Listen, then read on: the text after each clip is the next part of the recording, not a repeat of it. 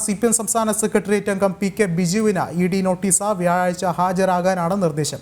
Thrissur corporation councillor ഷാജനും ED summons അയച്ചിട്ടുണ്ട്. ഷാജന് വെള്ളിയാഴ്ച ഹാജരാകാനാണ് നിർദ്ദേശം നൽകിയിട്ടുള്ളത്. കരുവന്നൂർ സഹകരണ ബാങ്ക് തട്ടിപ്പ് കേസിലാണ് ചോദ്യം ചെയ്യൽ.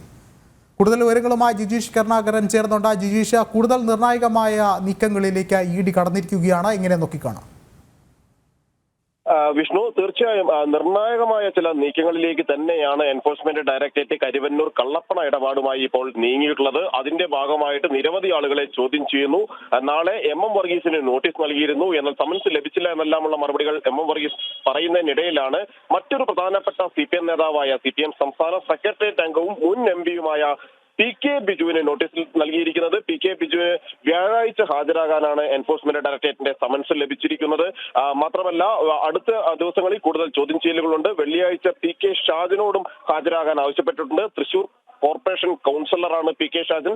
ഒപ്പം തന്നെ അന്വേഷണ കമ്മീഷൻ അംഗമാണ്. നേരത്തെ കരുവന്നൂർ സഹകരണ ബാങ്ക് തട്ടിപ്പിന്റെ വിവരങ്ങൾ പുറത്തു വന്നപ്പോൾ പാർട്ടി ഒരു അന്വേഷണ കമ്മീഷനെ നിയോഗിച്ചിരുന്നു.